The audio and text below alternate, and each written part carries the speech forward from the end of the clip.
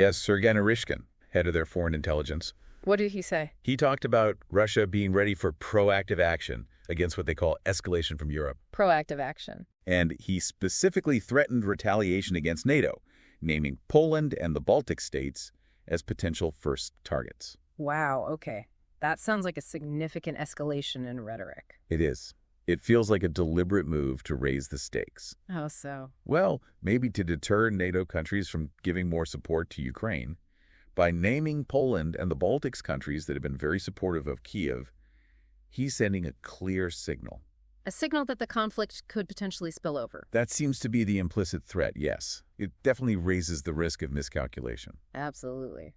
And speaking of widening scope, this Russia-North Korea relationship, it seems to be getting deeper and raising alarms. Big alarms. NATO's Secretary General Mark Rutte recently warned about something quite startling. What was that? Indications that Russia might be considering putting nuclear weapons in space. In space, like anti-satellite weapons. That seems to be the implication. Rutte suggested Russia might be doing this to make up for, quote, obsolete space capabilities. Okay, that sounds almost sci-fi, but the consequences could be devastating. Exactly. Knocking out satellites could cripple global communications, navigation, military systems, the economy, everything. And it would violate international treaties, wouldn't it? Oh, absolutely. Yeah. The 1967 Outer Space Treaty explicitly bans weapons of mass destruction in orbit. And space is already getting crowded and contested, which just adds to the danger.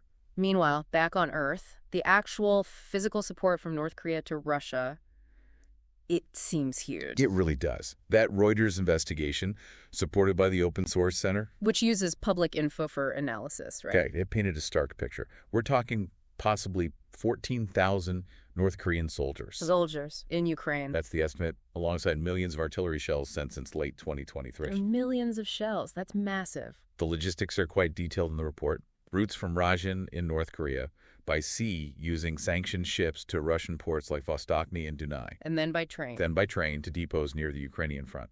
They confirmed 64 shipments just between September 23 and March 25 using satellite images. So it's not just happening, it's a sustained, large-scale operation. Precisely. The key takeaway isn't just the supply itself, but the strategic dependency it creates. It links these two countries in a way that could have really long-term effects.